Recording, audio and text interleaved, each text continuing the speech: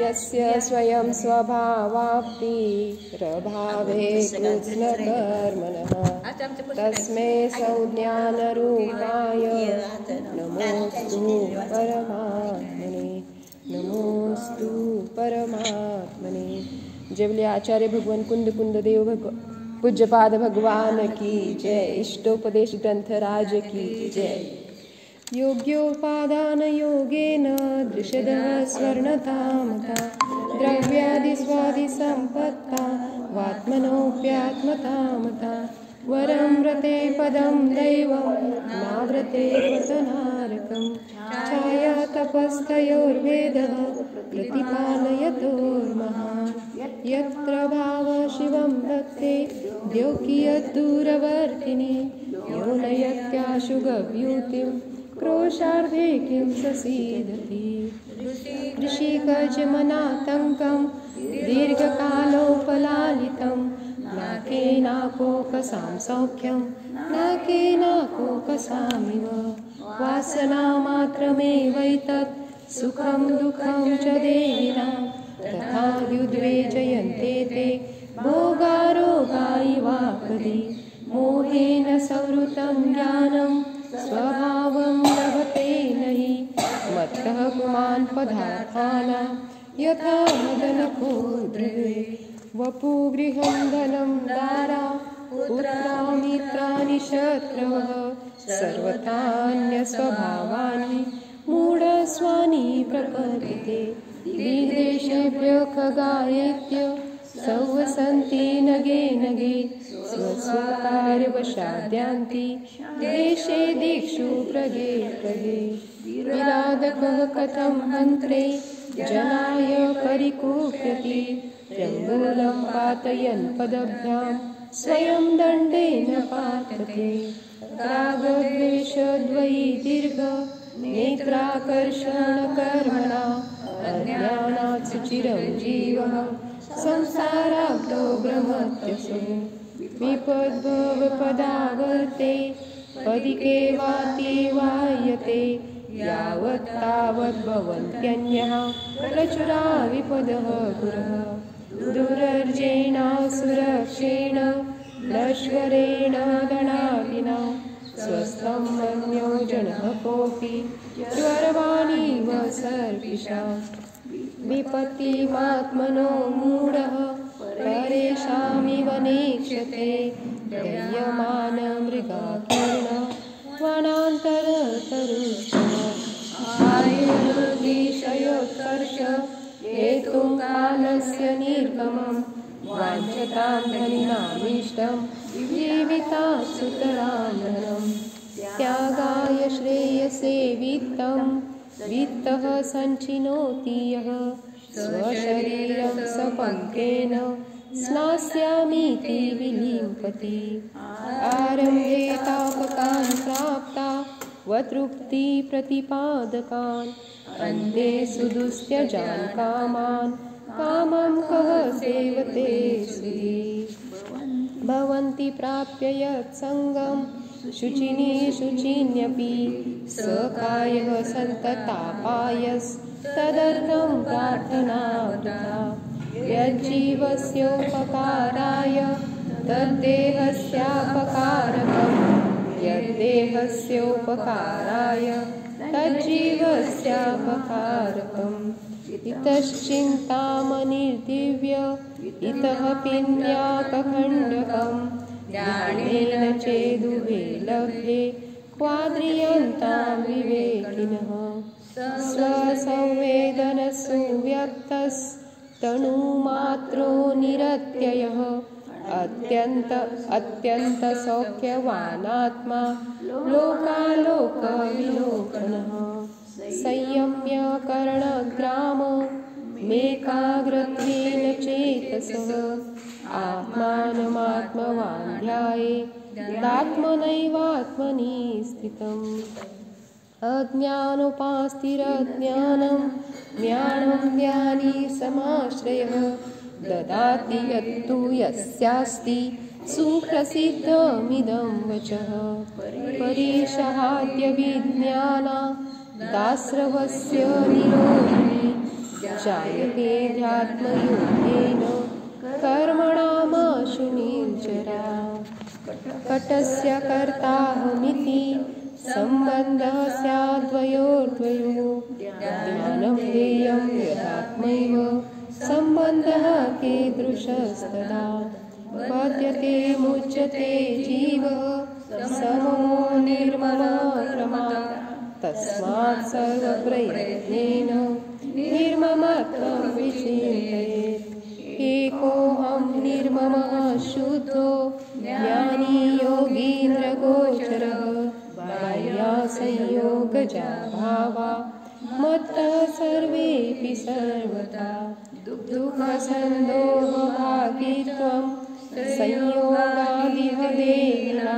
त्यजामेनं ततः सर्वं मनोवाक्कायकर्मभिः न मे मृत्यु कुतो भीतिर्न मे व्याधि कुतो व्यथा नाहं बालो न वृद्धोऽहं न युवैतानि पूतले भुक्तोज्झिता मुहुर्मोहान् मया सर्वेऽपि पूद्गलाः उच्छिष्टेष्विव तेष्वद्य मम वीर्यस्य का स्पृहा कर्म कर्म हिता बन्धी जीवो जीव हितस्पृह स्वस्वप्रभाव भूयस्त्वे स्वार्थं को वा न वाञ्छति परोपकृतिमुत्सृज्य सोपकार परो भव उपकुर्वन् परस्याज्ञो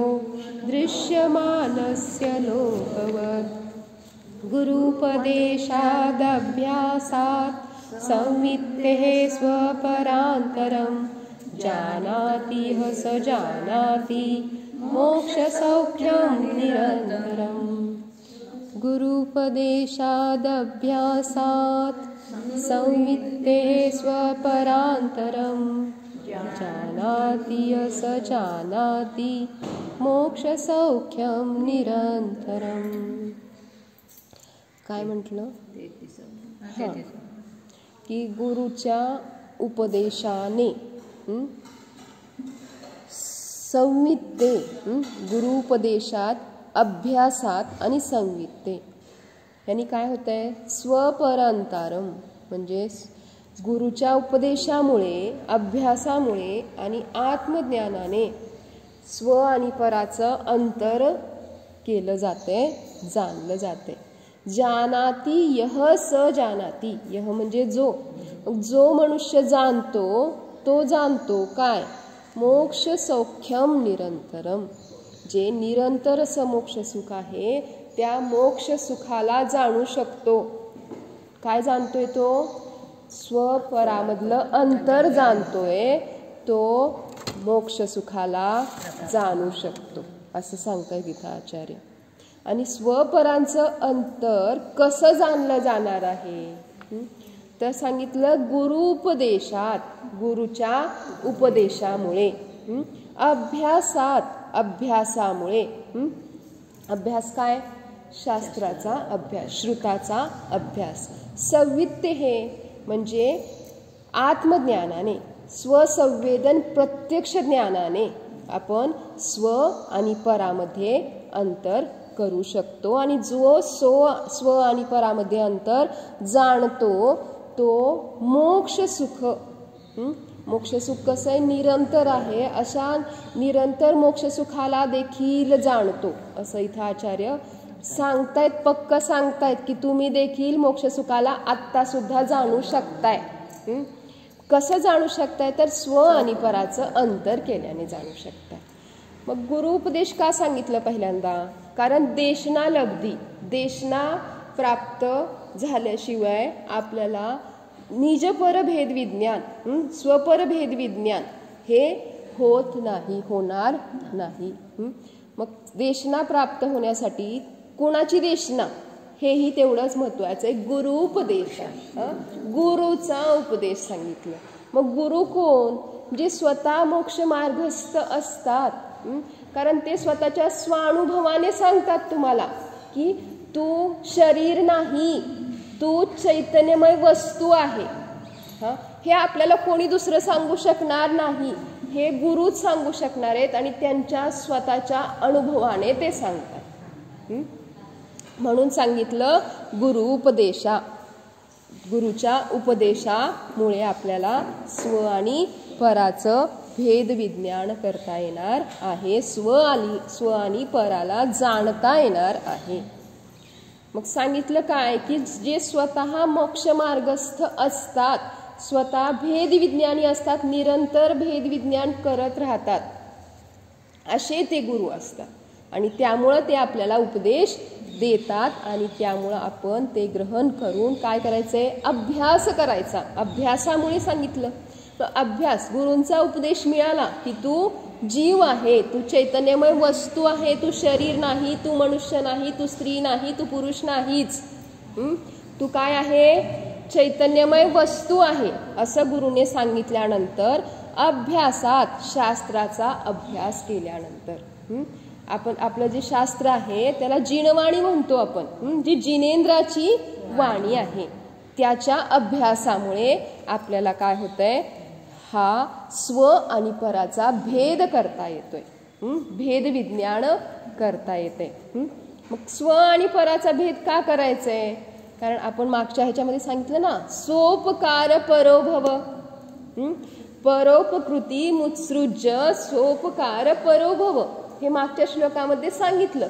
मग स्व आणि पर कळलं पर पाहिजे ना, म्हणून सांगताय हा की कुणाचा उपकार सोडायचा आहे आणि कुणाचा उपकार करायचा आहे, मग हे कळलं पाहिजे. म्हणून सांगता इथं की तू काय आहे हे गुरुच्या उपदेशामुळे कळेल, तू कोण आहे हे गुरुच्या उपदेशामुळे कळेल, की तू शरीर नाही, तू म्हणजे जी आत्ताची पर्याय आहे ती म्हणजे तू नाही, तू ध्रुव द्रव्य आहे, तू ध्रुव आहे, शाश्वत आहे, हे गुरुच्या उपदेशामुळे कळेल. त्यानंतर अभ्यास सांगितला तर हे जे आहे आपल्या जिनवाणी जी 4 भागांमध्ये अनुयोगामध्ये वाटली गेलेली आहे. कशामुळे वाटली तशी की शलाका पुरुषांचं हे आहे, त्याच्यामध्ये कथन आहे, तर त्याच्यामध्ये प्रथमानुयोग म्हटला गेला. अशा पद्धतीने जे काय आहे 4ही अनुयोग, तर 4ही अनुयोग आपल्याला काय सांगतायत की मी जीव आहे. पलीकडे द्या आहेत का तिकडे पुस्तक, काढलं नाही मला असं वाटलं की पुस्तक. हा 33वा श्लोक चालू आहे ह्या पुस्तकामध्ये, 38 पान नंबर, मराठीवाला वेगवेगळा.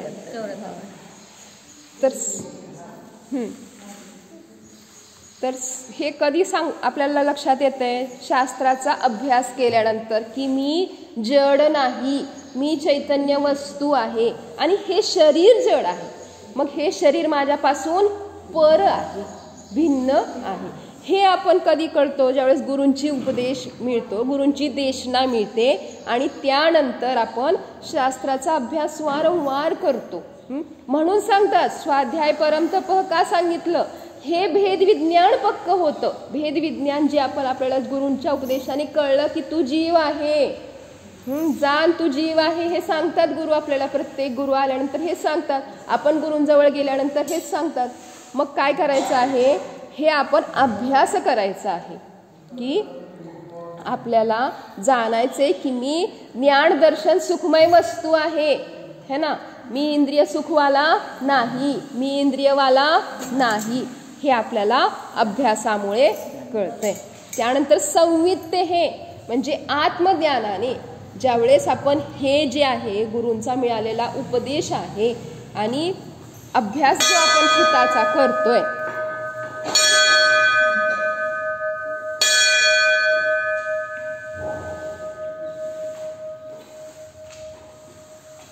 त्याचं निरंतर चिंतन करतो, त्यावेळेस काय होतं आपल्याला सांगितलं काय, संवित्ते म्हणजे आत्मज्ञानाने, स्वसंवेदन प्रत्यक्ष ज्ञानाने ज्यावेळेस प्रत्यक्ष आपण अनुभव घेतो ते काय होतं, पक्क होतं की हा मी जीव शरीर नाही, मनुष्य नाही, तिर्यंच नाही, नारकी नाही, देवही नाही.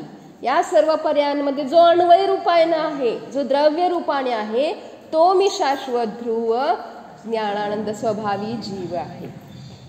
मग हे आपल्याला काय होतंय, आपल्या प्रत्यक्ष स्वसंवेदन प्रत्यक्ष ज्ञानाने आपल्याला ते कळतं. आणि जे हे जाणतो, स्व आणि पराचा भेद जाणतो, स्व आणि पराचं अंतर जाणतो, तो मोक्ष सुखाला जाणतो असं सांगितलं. काल आपण चर्चा केली होती, काल बरेच जण नव्हते. तर काय होतं त्याच्यामध्ये, का सांगितलं मोक्ष सुखाला जाणतो? कारण मोक्ष सुख आणि इंद्रिय सुख, सुख दोन प्रकारचे, अतिंद्रिय सुख आणि इंद्रिय सुख. तर इंद्रिय सुख म्हणजे जे आपण संसारी जीव भोगतो इंद्रियांच्या माध्यमाने, पंचेंद्रियांचे जे विषय सुख आहे ते इंद्रिय सुख आहे. आणि अतिंद्रिय सुख, अतिंद्रिय म्हणजे ज्यांना इंद्रियांची अपेक्षा नाही, इंद्रियांचा आधार घ्यावा लागत नाही असं सुख, जे काय आहे आत्मिक सुख आहे. जे अतिंद्रिय सुख आहे त्याला इंद्रियांचं कोणतंही अवलंबन अपेक्षा घ्यायची गरज नाही. ते आपल्या आत्म्यानेच आपण तो आनंद घेऊ शकतो, उपभोगू शकतो. मग सांगितलं काय की हे इंद्रिय सुख जे आहे त्यालाच आपण खरं सुख मानून बसलो. पण ॲक्च्युअल काय आहे, इंद्रिय सुख मागे सांगितलं कसं आहे, वासना मात्र मे वैतत, फक्त कल्पना मात्र आहे, भ्रम मात्रच आहे. ते कसं आहे, अध्रुव आहे. म्हणजे अध्रुव म्हणजे काय, म्हणजे जे नष्ट होणार आहे, क्षणिक आहे, त्याला अध्रुव म्हटलं. मग अशा पद्धतीचं हे जे सुख आहे ते इंद्रिय सुख खरं सुख नाहीच.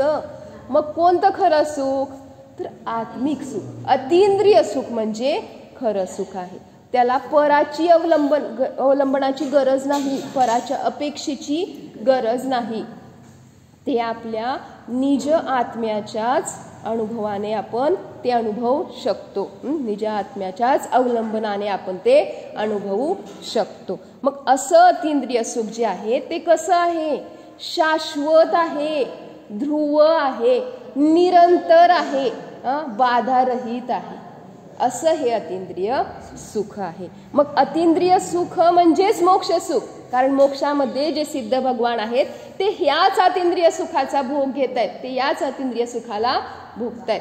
मग काय सांगितलं, जानाती यह स जानाती मोक्ष सौख्यम निरंतरम. म्हणजे जो जाणतोय की स्व आणि पराचा भेद जाणतोय तो मोक्ष सुखाला, निरंतर अशा मोक्ष सुखाला जाणतोय. मग असं का म्हटलं, कारण जे अतिंद्रिय सुख आहे, जे मोक्षामध्ये सिद्ध भगवान भोगतायत, ज्याचा आनंद घेतायत, ते सुख जर मी स्व आणि पराचा भेद केला तर त्या शुद्धात्मानुभूतीच्या वेळेस जे सुख अतिंद्रिय सुखाचा मी भोग घेऊ शकतोय तेच सुख आणि ते सुख याच्यामध्ये कोणतंही अंतर नाही. ते जे मोक्षामध्ये अतिंद्रिय सुख भोगतोय ते सुख इथं स्वपराचा भेद विज्ञान करून स्वसंवेदन प्रत्यक्ष ज्ञानाने आपण अतिंद्रिय सुख भोगू शकतो. स्वानुभवाच्या वेळेस, शुद्धात्मानुभवाच्या वेळेस आपण तेच सुख भोगू शकतो. क्वालिटी सेम आहे, जाती सेम आहे. जी सुख तिथं आहे मोक्षामध्ये त्या जातीचं सुख आपण इथे भोगू शकतोय, सेम क्वालिटीचं. मग भोगायचं का नाही, मग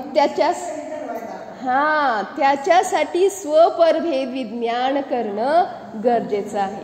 फक्त काय आहे, क्वांटिटीचा फरक आहे. म्हणजे काय, की मोक्ष सुख सांगितलं निरंतर आहे, पण हे जे आपण शुद्धात्मानुभूती घेतो ती निरंतर घेतली जाऊ शकत नाही आत्ता, पण ती घेतली जाऊ शकते. हे लक्षात घ्यायचे की त्या जातीचं त्याच क्वालिटीचं सुख मी आत्ता देखील भोगू शकतोय. काय सांगतात, निज को निज पर को पर जान, फिर दुख का नहीं लेश निदान, मम स्वरूप सिद्ध समान, अमित गती सुख ज्ञान निधान. काय सांगितलं, माझं स्वरूप सिद्धा समान आहे. त्याच्यामध्ये अनंत शक्ती अनंत ज्ञान आहे. जसं सिद्ध भगवंतांमध्ये आहे तसंच माझं स्वरूप आहे. म्हणून सांगतायत की निज को निज जान आणि पर को पर जान. तू तू आहे, मी मी आहे. आपण संसारामधली तू तू करतो, मै करतो, पण ही तू तू मै करा म्हणतात आचार्य, की तू तू आहे आणि मी मी आहे. म्हणजे शरीर म्हणजे पर आहे, मी नाहीये. तू म्हणजे तू आहे, मी नाहीये, आणि मी मी आहे. ही तू तू मै करा, हा भेद विज्ञान हे करा. बाकी जी तू तू मै मध्ये तुम्हाला आतापर्यंत काय मिळालं? खरं सुख मिळालं का? तर ही तू तू मै करा, खरं सुख मिळणार आहे असं आचार्य सांगतायत. कारण काय होईल, जर खऱ्या सुखाची प्राप्ती मोक्षामध्ये जे सिद्ध भगवान करतायत ते मी इथं करू शकतोय. म्हणून आचार्य सांगतायत कळकळीने आपल्याला की तू गुरुच्या उपदेशाने, अभ्यासाने आणि स्वसंवेदन प्रत्यक्ष ज्ञानाने स्व आणि पराचा भेद कर. कारण आतापर्यंत काय केलंय आपण? निजला पर मानत गेलो. स्वला कधी आपण मानलंच नाही निज आहे म्हणून. आत्म्याला कधी आपण आपलं मानलंच नाही आणि पराला निज मानत गेलो. त्यामुळं काय झालं? सुखाचा लेशही मिळाला नाही. आतापर्यंत मिळाला का सुखाचा? खरं सुख प्राप्त करू शकलो का? आणि जर खरं सुख जर आपण प्राप्त केलं तर त्याला कधीही बाधा येत नाही. पण असं सुख आपण प्राप्त केलेलं नाही. ती फक्त कल्पनाच होती. जे काय आपण इंद्रिय सुख प्राप्त केलं ते काय होतं? कल्पना होता, भ्रम होता आपला. मग हे जर आपल्याला खरं अतींद्रिय सुख प्राप्त करायचं आहे तर काय सांगितलं आचार्यांनी? स्वपरांतरम, स्वतःचं आणि पराचं अंतर जाण. हे जाणलं तर मोक्ष सुखासारखं निरंतर सुख जे आहे, निरंतर मोक्षाचं सुख जे आहे त्या सुखासारखा तू सुख अनुभवू शकतो, तू जाणू शकतो ते सुख. म्हणून इथं आचार्य आपल्याला सांगतायत. इथं बघा भावार्थ पाहूयात आपण. आत्मा ज्ञान दर्शन सुखमय चैतन्य पदार्थ आहे. शरीर जड पदार्थ आहे, आत्मा जड नाही. आहे काय? जड आहे का? नाही. आत्मा जड नाही, शरीर जड पदार्थ आहे. शरीर हे चेतन नाही, आत्मा चैतन्यमय वस्तू आहे. आणि ह्या तत्वाला कोण सांगू शकते आपल्याला? जे निर्ग्रंथ वीतरागी गुरु आहेत तेच आपल्याला हे तत्व सांगू शकतायत. दुसरं कोणीही सांगू शकत नाही. कारण त्यांनी ते स्वानुभवाने ते सांगतायत.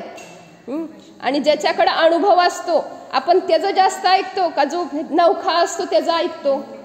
कारण ज्याला अनुभव आहे तो त्याच्यातनं गेलेला आहे, त्यांनी हे सगळं प्राप्त केलेलं आहे. म्हणून मग सांगतायत की तेच आपल्याला हे तत्व सांगू शकतायत. आणि काय सांगितलं? असं केल्याने, हे तत्व समजल्याने आत्मा आणि शरीर ह्याचं भेद विज्ञान होतं. आणि भेद विज्ञान झाल्यावर जे आत्माला एक अनुपम संतोषजनक आनंद मिळतो, तो जो आनंद आहे तो मोक्षामधला जो आनंद आहे, जे मोक्षामधलं सुख आहे त्याच सुखाच्या क्वालिटीचा आहे, त्याच सुखाच्या जातीचा आहे. ते सुख कसं सांगितलं? अनुपम, ज्याला कोणतीही उपमा देता येत नाही असं सांगितलं ते सुख. मग परत काय सांगितलं? उस आत्म सुख को पाने के लिए किसी खाने पीने आदि इंद्रिय संबंधी विषय भोगों की आवश्यकता नहीं होती. त्या आत्मिक सुखाला प्राप्त करण्यासाठी कोणत्या इंद्रियांचा अवलंबन घ्यायची गरज पडत नाही. कोणत्याही परवस्तू, कारण इंद्रिय काय आहेत? परवस्तूच आहेत ना, परत है ना. मग त्या परवस्तूचं अवलंबन घ्यायची गरज पडत नाही आणि कोणतीही आकुलता नाही. ह्या सुखामध्ये, अतींद्रिय सुखामध्ये कोणतीही आकुलता नाही. निराकुल सुख आहे ते. कोणती तृष्णा नाही. आणि ते सुख जे आहे ते फक्त स्वाधीन आहे, आत्म्याच्याच अधीन आहे, पराधीन नाही. अशा पद्धतीचं सुख भेदविज्ञान केल्याने प्राप्त होऊ शकते.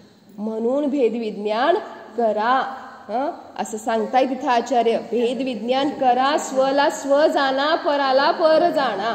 तरच काय सांगितलं, सोपकार परोभव, तरच कळणार आहे आपल्याला की आपल्या उपकारामध्ये तत्पर व्हायचं आहे तर कुणाचा उपकार करायचा आहे. म्हणून आपण लक्षात घ्यायचं आहे की मी शुद्ध ज्ञानदर्शनमय आत्मा आहे, मी शरीर नाही, मी म्हणजे मनुष्य नाही, हे आपण पक्क करायचं आहे. मी म्हणजे अनुपम असा अतींद्रिय सुखवाला आत्माच आहे, हे जाणायचं आहे. जेवले 24 भगवान की जय, जिनवानी माता की जय.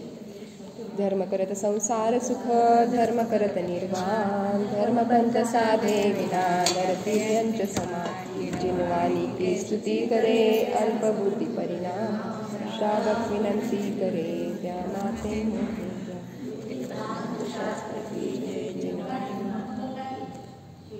सावधान.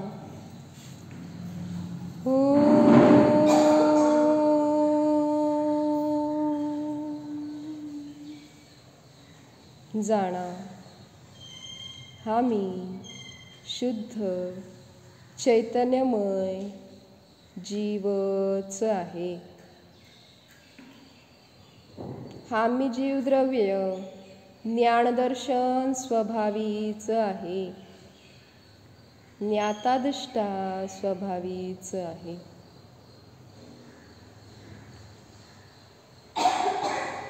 या माझ्या शुद्धात्म्यामध्ये अतींद्रिय सुख आहे, अनंत सुख आहे, आणि हे सुख मला पराच्या अपेक्षेने रहित आहे.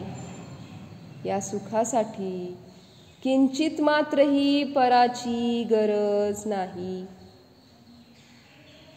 स्वाधीन सुखस्वरूप जाणा. हा मी शुद्धात्मा स्वाधीन सुखस्वरूपीच आहे, पक्क करा.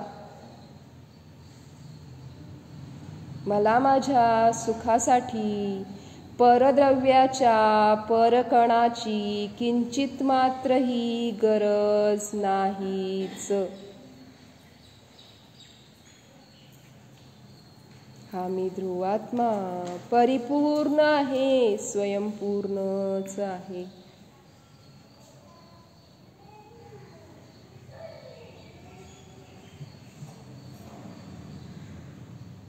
न्यायक स्वरूप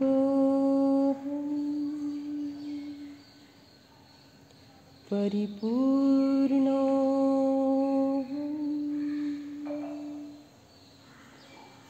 अनंत ज्ञान अनंत गुण सुख संपन्नो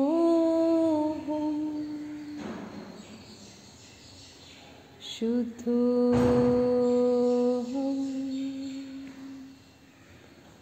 चैतन्यो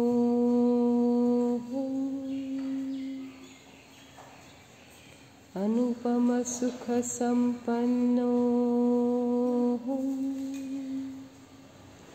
जीवो